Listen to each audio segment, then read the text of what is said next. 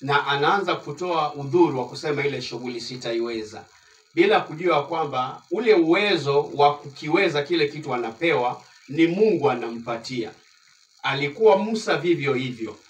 Alipokuwa anapewa wadhifa au jukumu la kuwatoa wana wa Israeli kwenye utumwa, alianza visingizio hivyo ama udhuru huo, sijui kuongea, akajiangalia yeye, akiangalia ile kazi ambayo anapewa. Lakini Mungu akamwambia, sio mimi ninayofanya watu kuongea, au si mimi ninaofanya watu kuwa bubu kuongea, ama yani ni mimi mwenye uwezo wote.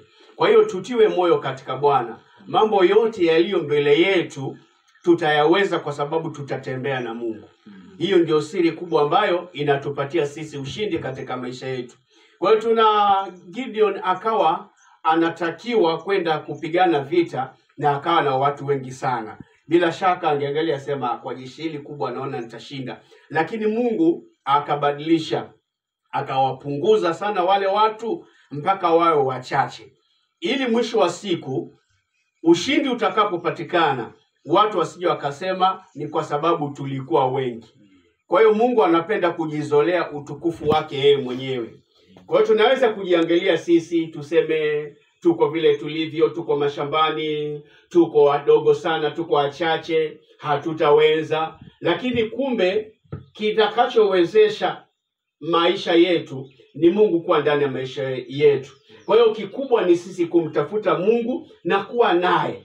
Akiwa na sisi tutatenda makubwa sana. Tuangalie neno la Bwana kwenye kitabu cha Petro wa kwanza, waraka wa kwanza wa Petro mlango wa 5. Ni andiko ambalo limeimbwa sana, linasomwa kila wakati. Waraka wa kwanza wa Petro 5 mstari wa 6 inasema, basi nyenyekeeni chini ya mkono ulio hodari, ili awakweze kwa wakati wake, huku mkimtwika yeye fadhaa zenu zote, kwa maana yeye hujishughulisha sana kwa mambo yenu. Bwana Yesu asifiwe. Amen. Ni ushauri ulio mkubwa. Basi nyenyekeeni chini ya mkono wa Mungu ulio hodari. Tunapoongea habari ya mkono, inawakilisha utendaji kazi. Ndio maana Biblia inasema Mungu atabariki kazi za mikono yenu. Mikono inaashiria kufanya kazi. Kwa hiyo mkono inapotajwa inaleta wazo tayari ya kwamba kuna kazi mbele, kuna shughuli ya kufanya mbele. Mikono, nyenyekeeni chini ya mkono wa Bwana ulio hodari. Huu mkono tunanyenyekea chini yake ili utuwezeshe katika mambo fulani fulani. Kuna mikono mingi. Kuna mikono ya ndugu zetu, kuna mikono ya watu wakubwa wa kisiasa, kuna mikono ya wazazi, kuna mikono mingine mbalimbali. Lakini hiyo mikono hufika mahali ikashindwa kwa sababu si hodari. Biblia inaieleza hapa, mkono ambao unazungumziwa hapa ni mkono wa Bwana ulio hodari. Ulio hodari. Kwa hiyo ina maana kuna mikono mingine isiyo hodari. Hata hiyo mikono yako mwenyewe itashindwa. Kuna vitu ambavyo vinakuwa vimekuzidi uwezo kiakili. Wewe kama mama, wewe kama baba, wewe kama mtoto, kama kijana, wakati mwingine kuna vitu vinakuja mbele yako vikubwa mno. Unashindwa, hii mimi naona giza kabisa, sioni njia na sioni nitapita namna gani. Kuna vingine vinakuja unavitekeleza mara moja kwa sababu viko chini ya uwezo wa mkono wako. Unafanya tu. Yaani pale nyumbani umeishiwa na sukari na labda kununua robo ni shilingi 50 na iko pale, mara moja unakimbia dukani kabla haijafungwa. Ombi lako ni kubwa pale ni kwamba nisikute duka limefungwa. Lakini pesa zinakuwa ziko, hilo unatekeleza mara moja, liko chini ya uwezo wa mkono wako kwa sababu mkono wako unafika. Waswahili wanasema kwamba mtu anajikuna mahali ajipatapo au mahali mkono wake unafika. Ina maana kwamba kuna sehemu ambazo unaweza panaweza kuwa panawasha, lakini ushindwe kukuna pale kwa sababu mkono wako haufiki. Watu wanasema ng'ombe inakula kwa urefu wa kamba yake. Mahali kamba inafika, hapo ndio ng'ombe anafika na hawezi kusogea zaidi. Ndivyo ilivyo na binadamu pia. Tunapoishi katika maisha haya, sisi kama binadamu, kweli ya kwamba uwezo wetu huwa unafika mwisho. Uwezo wetu umefungwa na kamba. Hauwezi kwenda mbali zaidi ya mahali kamba inafika. Uwezo wa mkono wako hauongezeki. Mahali unafika unajikuna hapo. Mkono wako una limits, una viwango. Uwezo wa kibinadamu una viwango. Sasa huo ni ubinadamu. Lakini sasa mwanadamu yule aliyefaulu zaidi ni mwanadamu ambaye atavuka mpaka wa kuwa yeye mwenyewe na kuhusisha nguvu ya ziada, supernatural power, ambayo sisi tumepewa katika neema ya Mungu. Baada ya kuokoka, tunaanza kushughulikiwa na Mungu. Tunaacha kujishughulikia wenyewe, tunaanza kutegemea Mungu. Biblia inasema katika Yeremia, mlango ambao tunaupenda sana, wa 17, inaongea hivi. Katika mstari wa 5 inasema hivi, Yeremia 17:5, Bwana asema hivi, amelaniwa mtu yule ategemeaye mwanadamu, amfanyaye mwanadamu kuwa kinga yake, na moyoni mwake amemwacha Bwana. Maana atakuwa kama fukara nyikani, hataona yatakapotokea mema, bali atakaa jangwani palipo ukame, hata nchi ya chumvi isiyokaliwa na watu. Huyu ni mwanadamu ambaye amemtegemea mwanadamu. Ameishi kwa urefu wa kamba ya binadamu, iliyo na mipaka, iliyo na limit isiyoweza kuongezeka. Kuna mahali binadamu anafika, hawezi kuongeza zaidi. Mwanadamu anaishi katika mzunguko wa kibinadamu, Biblia inasema amelaniwa kwa sababu atajinyima mambo mengi sana. Kwa nini? Kwa sababu dunia hii anayoishi ina mwenyewe ambayo ni Mungu, na ratiba ya dunia ina Mungu mikononi. Kwa hiyo usipoenda kulingana na ratiba ya Mungu aliyeiweka dunia, utakuwa mahali pabaya, kwa sababu siku nyingi utakuwa unapata njia imefunga, unashindwa upiteje. Ile wana wa Israeli walipotoka nchi ya Misri, wakawa na safari ambayo ilikuwa imeteuliwa na Mungu ya kwenda Kanaani. Na siku moja wakafika kwenye bahari ya Shamu, na hiyo bahari inastahili kuvukwa. Lakini kwa hali yao ya kibinadamu wakaona kwisha. Walipoangalia nyuma, wakaona maadui wa Misri wanawafuatia, wakaogopa mno. Waliogopa kwa sababu akili yao ilifikiria, hapa tunastahili kuvuka, lakini hatuwezi kuvuka, kwa hiyo maisha yetu yameishia hapa. Hawakujua ya kwamba iliwapasa wao kuvuka zaidi ya uwezo wa kibinadamu na kuanza kutegemea uwezo ulio juu. Siri ya mwokovu, kile kinachomfanya mwokovu kuwa tofauti na mtu asiyeokoka, ni kwamba maisha yake hayaendeshi mwenyewe, yanaendeshwa kutoka juu. Mstari unaofuata unasema, mstari wa 7, amebarikiwa mtu yule anayemtegemea Bwana, ambaye Bwana ni tumaini lake. Ukilinganisha na yule wa kwanza anayemtegemea mwanadamu, anapata na mambo makubwa sana. Huu binadamu ambao unategemewa si wa mjomba tu na baba na mume, hapana. Hata wewe mwenyewe ukijitegemea ubinadamu, unategemea ubinadamu wako. Ubinadamu wako huwa unafika mwisho. Hata uzima wa mtu haumo katika wingi wa vitu alivyonavyo vya kibinadamu. Uzima umefichwa ndani ya uwezo wa Mungu. Ameambiwa mtu yule anayetegemea binadamu anafanana na mti na fukara nyikani. Mtu huyu atakuwa kama fukara nyikani. Hali hii inasikitisha sana. Yaani mtu mwenyewe ni fukara, alafu tena yuko nyikani. Atajisaidia namna gani? Huyu ni aina ya mtu ambaye anajitegemea mwenyewe, ambaye hana Mungu katika maisha yake. Hataona yatakapotokea mema. Kumbe kuna wakati ambapo Mungu huwa anadistribute mema kwa watu. Anaangalia watoto wake ni kina nani, ni nani walio na vyeti, ni nani ambaye wamekubaliwa, ni nani waliojiandikisha katika kupokea misaada hii. Kuna vitu vingine hata mashirika fulani yanapotoa, yanatoa kulingana na watu waliojisajili. Inaangaliwa listi ile, orodha ya majina, wale wote ambao waliwahi jiandikisha ndio wanapewa hizi vitu.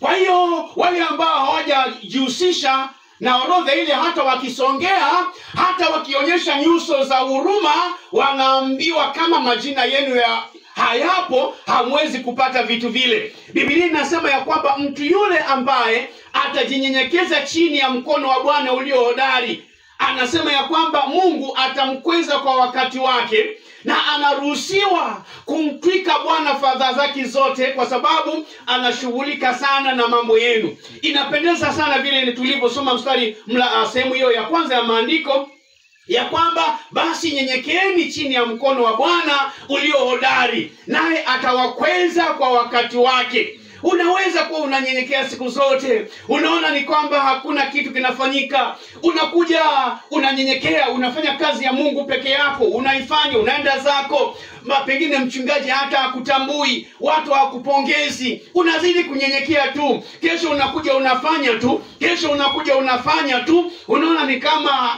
ni kama kanisa umeiachiwa vile. Hata rafiki yako anaweza kuambia na hii kazi ya kanisa, kwani wewe hii kanisa uliachiwa wewe? Ni wewe tu. Mwambie ninanyenyekea chini ya mkono wa Bwana ulio hodari, kwa sababu njia ya kuinuliwa katika Mungu inapatikana kwenye unyenyekevu. Kuinuliwa kwa Yesu kulikuja baada ya yeye kushuka sana mpaka mautini, na baada ya hapo akapandishwa juu, akapewa jina lililozidi majina yote. Inakuja baada ya kushuka. Hata mtu yule ambao unakuwa imara sana ni yule ambaye mizizi imeenda chini kushika vizuri. Mkristo ambaye anataka kuinuliwa, Biblia inasema naye atawakweza kwa wakati wake. Hatuwezi kutamani kuinuliwa na kuwa wakubwa kabla ya kupitia kwenye kunyenyekea. Tutakwezwa tu, huwa inalipa. Alafu ingine inaendelea hapo, sehemu ingine nakwambia kwamba huku mkimtika yeye Bwana fadhaa zenu zote, kwa maana yeye hujishughulisha sana na mambo yenu. Au ni waokovu waliamua ya kwamba Bwana ndiye mchungaji wangu, mimi nampa Yesu maisha yangu kuanzia leo, awe anayachunga, awe anajua nitakula nini leo. Unajua mifugo inapofugwa, kile mifugo anakula ni mwenyewe ndio anaamua. Akiwa na kondoo zake amezifungia, anaamua leo nitafungulia saa hizi, leo nitazilisha hiki, leo nitazipatia hiki, leo ninaona zina kidogo ni kama ziko na magonjwa, nitaziitia daktari. Wanaishi kulingana na hali ya mchungaji anavyowataka, kwa sababu amewafuga kwa kuwapenda, na kwa hivyo lazima atawashughulikia sana. Bwana ndiye mchungaji wangu, sitapungukiwa na kitu. Haleluya, amen. Kwa siri yetu ni kukubali kuchungwa na Bwana. Kutoka sisi tunaokoka, tunabadilika na kuwa kondoo wa Mungu, tunaanza kuchungwa na Yesu. Hata Yesu mwenyewe anajivunia, asema kondoo wanaijua sauti yangu. Kabla hujafanyika kondoo, hujui Yesu anasema nini. Na ndio sababu uko hapa leo, tukiongea tu dakika 2-3 unaanza kubarikiwa, unaanza kusikia neno linaingia, kwa sababu uko connected. Unaelewa ya kwamba Mungu anazungumza. Pakija mwingine hapa asimame na mafundisho ya kinyume, tayari rohoni mwako vitu vinaanza kukataa. Unaanza kusema huyu simuelewi, anasema nini? Mnaanza kugeukiana mkiuliza, umesikia huyu mhubiri vile anasema, anaongea vitu gani? Yaani huwezi kuelewa, kwa sababu hiyo sauti sio ya Yesu, huo ujumbe sio wa Yesu, hiyo staff ambayo inaanza kuja kwa mbele yako sio ya Yesu, harufu hiyo si ya chakula. Kila mtu ambaye anajua chakula cha kuliwa anajua harufu yake, anajua testi yake. Ndio maana leo hata ukiletewa ugali hapo, tayari kabla ya kwanza kula unajua ugali unastahili kuonja vipi. Na ukiutia mdomoni, ukisikia uko vingine unaenda kutema, kwa sababu unajua ugali hauonji hivi. Kuna vile unavyostahili kuonja. Ukiletewa nyama mbele yako, hata kwa harufu tu kabla hujauma, ukisikia harufu ya kigeni ambayo si ya nyama, hii nyama inanukaje? kwa sababu unaijua nyama huonja vipi, unaelewa. Lakini ukiletewa chakula cha kigeni ambacho hukijui, atakaye kipresent mbele yako, hujui ladha yake, umeambiwa hiki pia ni chakula cha binadamu. Sasa kikaribishwa mezani, unasikia harufu na bado itakwambia mbona hii harufu haikai ya chakula, hata kama sijawahi kukionja. Lakini jamani, hii harufu haikai ya kitu cha kuliwa, maana kuna harufu za vyakula. Huwezi kuleta chakula hata kama umeenda kwa Wachina au sehemu gani huko na ni aina ya nyama imeandaliwa, alafu ikiwekwa mbele yako inanuka petroli, bado utasema ni chakula kweli, lakini hiyo harufu haikai kitu cha kuliwa. Bwana asifiwe. Kwa sababu ni mtu amejisajili katika ufalme, ameshajuzwa hali za ufalme zinakaaje, ili kwamba hata atakapokuja mwingine wa kigeni unaweza kuteli, unaweza kusema hii haiji kama vile ufalme unavyozungumza. Na ndio inastahili mwana wa Mungu unapookoka, kaa chini ya mafundisho ya Yesu, ujizoeze masuala ya ufalme wa mbinguni, ili tunapoishi katika nyakati hizi za uongo mwingi unaoendelea, unaweza ukakataa. Hatari moja ya binadamu wanaoishi sasa, mimi hushangaa sana, naangalia kwenye televisheni na mimi ninashindwa kabisa kuelewa.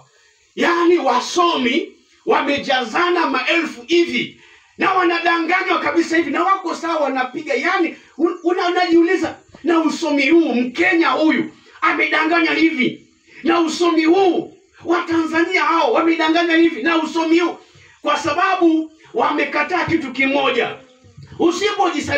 Usipojisajili ndani ya ufalme wa Kristo Yesu, utakuwa katika himaya ya mdanganyifu. Atakupeleka anavyotaka. Kama hujakubali kunyenyekea chini ya mkono wa Bwana ulio hodari, utakuwa chini ya mikono ya wengine potofu itakayo kufanya vibaya.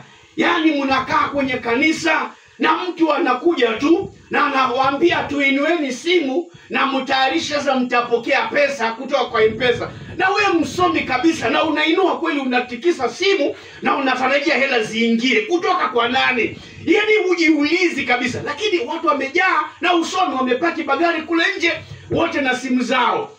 Yaani hivi wanatarajia hela ziingie, na wameundiwa mipango. Kule details zimechukuliwa na wenyewe wameamua ni nani watarusha pesa kwa watu wawili watatu, ili waendelee kuwapumbaza nyinyi. Lakini watu wanakazana kabisa. Sasa juzi mmesikia mwingine naye ana yake.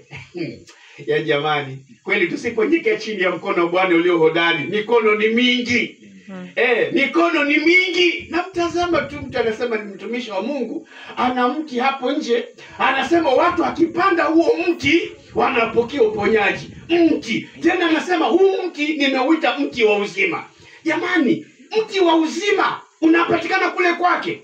Yaani na mti niliuangalia sasa, nani aliupanda huu mti? Tena mti wenyewe wa ajabu kabisa. Na watu wafuasi wanafuatana kabisa hapo. Ya lazima haya mambo tuyaseme jamani. Mimi naangalia hivi nashangaa kabisa. Mimi naye nilimuona, naye pia anasema Bwana pia amemnenea. Naye ni mpasuaji, daktari mpasuaji, anapasua watu wagonjwa kwa kutumia mikono yake. Hatumii vifaa vyovyote. Anasema anaunganisha mikono namna hii, alafu mikono inageuka kuwa kioo na anakuwekelea mkono. Anasema mtangazaji wake anasema haya, huyo amewekelea mkono kwenye mgonjwa, hiyo ni ganzi anaweka.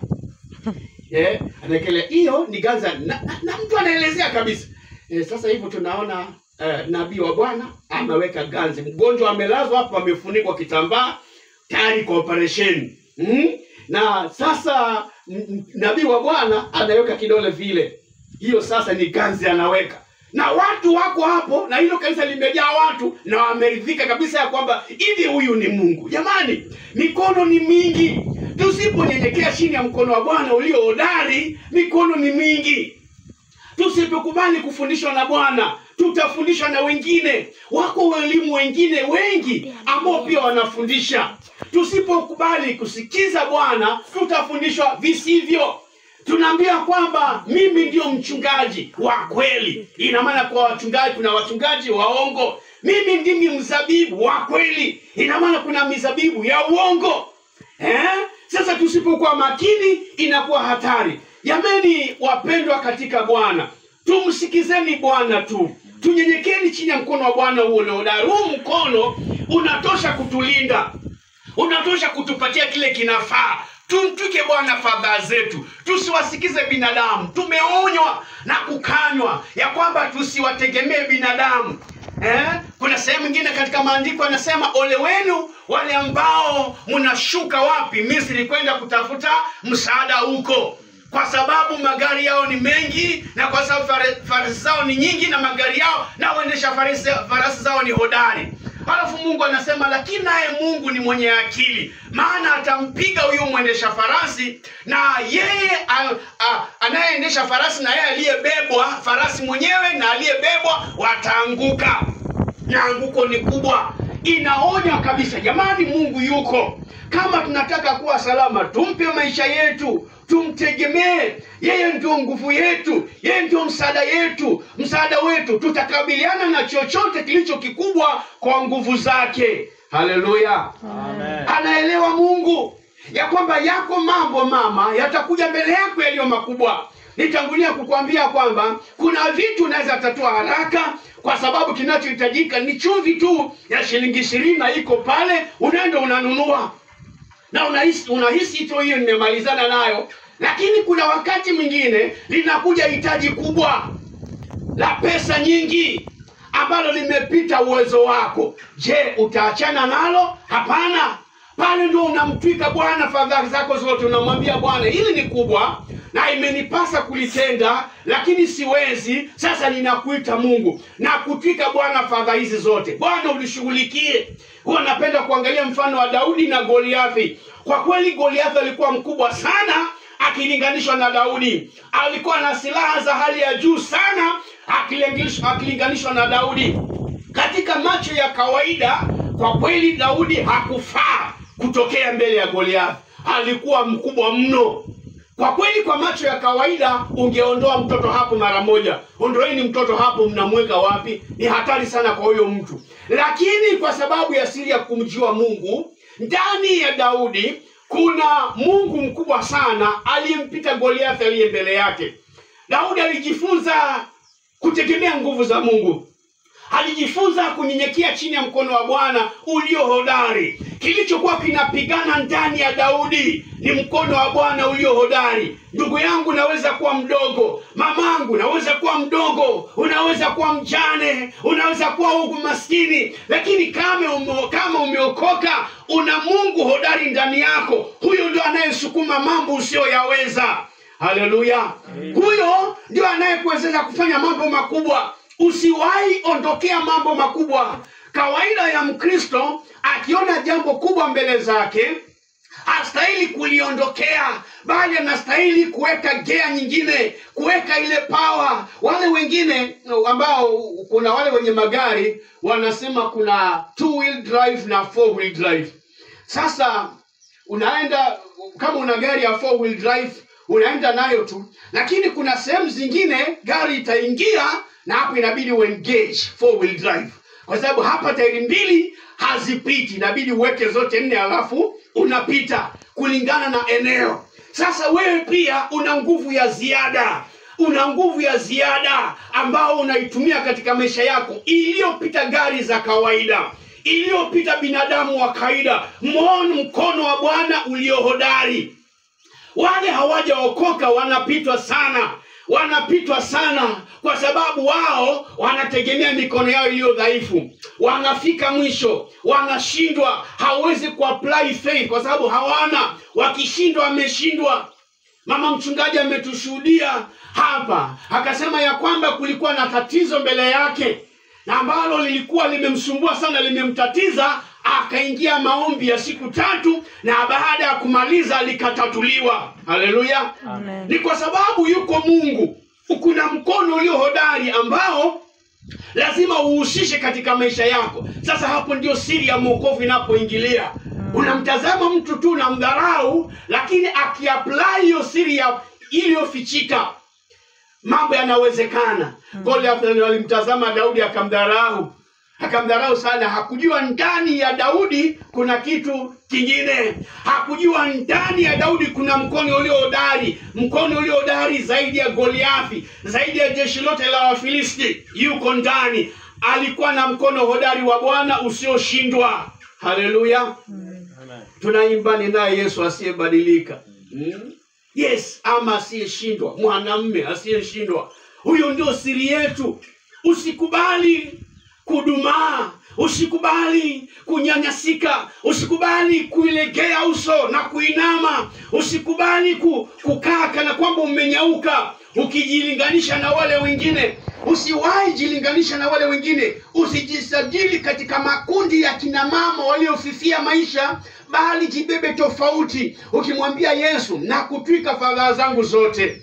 Yesu babangu, wale wengine hawakujui, wanang'ang'ana na fadhaa zao wenyewe, ndio maana zinawaangusha. Baba, mimi ninakutwika fadhaa zangu zote, mimi nitembee huru. Biblia inasema aliyabeba masikitiko yetu yote, alibeba huzuni zetu zote. Kama huzuni zako mama zimebebwa na Yesu, ina maana unabakishiwa furaha. Haleluya. Amen. Unabakishiwa furaha. Jifunze mambo yanapokuja yapitishe. Mtwike Bwana, utembee huru. Huo ndio mpango wa Mungu. Usikubali kunyanyasika Bwana akiwepo. Haleluya. Usikubali kunyanyasika Mungu akiwepo. Yeye mwenyewe amesema tumtwike. Mtwike, usikubali kuzibeba. Njooni kwangu nyinyi nyote msumbukao na kulemewa na mizigo, nami nitawapumzisha. Sio halali kwa mtoto wa Mungu kubeba mizigo. Ilishaitishwa ipeleke yote. Haleluya. Alafu kisha mtwika zote, anasema huku mkimtwika yeye fadhaa zenu zote. Hasemi zingine. Anasema zote. Kwa nini tufanye hivyo? Kwa sababu yeye hujishughulisha sana kwa mambo yenu. Hivi mama, kumbe lile jambo linakusumbua lile, Bwana analishughulikia, wewe huna habari. Hivi mama, kumbe lile jambo ambalo unaona limekusukuma sana liko mezani kwa Bwana. Ukifunguliwa macho rohoni utamkuta Mungu analishughulikia, liko mezani, ndo analishughulikia. Tena kwa bidii. Anasema hujishughulisha sana, tena sio kidogo.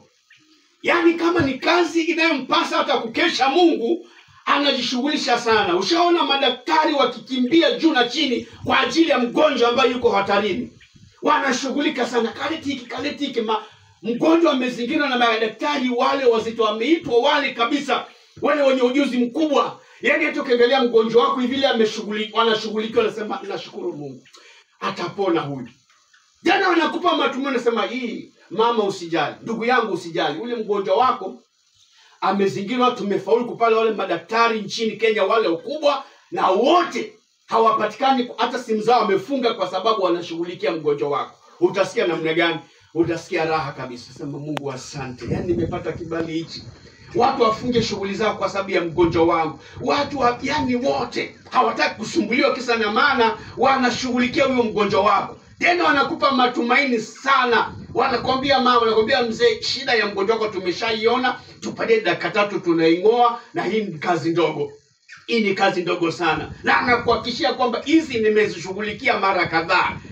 Hizi haisumbuaji. Hii ni kazi kidogo. Nashukuru nimefika, umemleta kwa wakati unaofaa mama, hii haina shida. Baba, huu mgonjwa umemleta kwa wakati unaofaa. Tena umemleta wakati shida haijaenda sana. Niliwahi shughulikia zile zimeenda sana, hii ni kidogo sana. Tunatoa hata unaenda na mgonjwa wako nyumbani, unasikia umefika. Kwa jinsi wanavyomshughulikia. Sasa Mungu anasema tunapomtwika Bwana fadhaa zetu, yeye hujishughulisha sana na mambo yetu. Hiyo huwa tunasahau, ndio maana tunaweka mikono kwa tama, tunaweka mikono kichwani, tunasumbuka kwa sababu tunahisi kana kwamba tuko peke yetu. Sote hapa tukiambiwa tutaje mambo yanayotusumbua, kila mmoja ana yake. Tukisema kwamba njoo useme hitaji, haukosi. Kuna mengine hata tutaji ni hitaji gani. Tunasema Bwana, yaani mama, kama baba, ndugu yangu, kama unahitaji inua mkono, hata kama si la kutaji unainua. Kuna mwingine unaambia mtu anasema ninahitaji, hawezi kulitaja, sawa tutaliombea. Limesukuma mtu. Wakati mwingine anakuhadithia anasema ili hata mimi nachoka. Kila wakati natoka mbele niombewe na bado lipo. Nimeenda kwa yule, nimepeleka, nimezungusha kila mahali, lakini bado niko vile vile. Na matatizo yaliyo makubwa ni kwamba utaangukia pia matapeli pia ambao watakuelekeza visivyo. Sasa hatari ndio hiyo. Lakini siri kubwa ni kumjua Mungu wewe mwenyewe kibinafsi. Kuombewa ni vizuri, tena hata uombewe na mtu ambaye unamwelewa ni mtu wa aina gani. Sio unapachikwa mikono ya ajabu ajabu yanakuongezea shida. Kuna wengine unaenda mbele yao, wameenda kuchukua nguvu zao kwingine, hizi ndo wanafanya kazi nazo. Unabandikwa mkono, lakini kumbe ndio umeongezea shida. Ndio unabaki na ushuhuda kusema, alikuja yule nilienda, bado niko hivi. Alikuja yule mwingine alikuwa anaomba kwa jinsi hii, nilienda pia, lakini bado niko hivi. Alikuja mwingine pia alikuwa anapeana vitambaa, niko nacho mpaka kwa nyumba hata leo kiko, lakini bado niko na shida. Juzi akaja mwingine pia alikuwa anapeana chumvi, pia ninayo, situmiage kwa mboga, lakini hiyo nileka special iko, lakini bado niko vile vile. Nasikia mwingine wa mafuta atakuja, nimeandaa chupa, nitaenda pia. Nasikia mwingine pia anapeana sabuni, ikioga naye shida zako zote zinaondoka. Na kuna mwingine nimesikia kwamba unaenda kanisani kwake, kuna mti hapo nje, tukienda tukiparaga tunapona. Hebu mama, kama wewe mamangu, wewe sasa hapo na maleso yako unapanda mti wa uzima ili upate mapepo ya kutoke. Mchungaji wewe anasema kwamba akipanda, kama umepagawa na mapepo, unapanda mti, mapepo yanakutoka. Sasa jamani, si Yesu alisema wewe uaminie ishara hizi zitaambatana nanyi, kwa jina langu mtatoa pepo. Sasa vipi tena mti ndio unatoa? Yaani rahisi tu hivyo, lakini watu wamejaa kwenye kanisa hilo, halafu wamekunywa roho ya ajabu. Kumbandua kwenye kanisa hilo hawezi kukubali kuondoka, hawezi kubambuka. Wengi yani visanga vinafanyika, na unabaki kushangaa. Watu wanakaa pale, hawataenda hospitalini mpaka wanafia pale. Na wanaamua, tumeambiwa ya kwamba Mungu ndio mponyaji na tutakaa hapo, tuko tayari kufa. Wamegandamizwa pale. Na kwa sababu sio akili ya kibinadamu, kuna roho nyuma yake inayofanya kazi. Ndio unapounganishwa na ile madhabahu, kwa sababu umeunganika, kutoka huwezi. Hata watu wakikushangaa wafike wapi, hautaki kutoka, kwa sababu sio akili tu.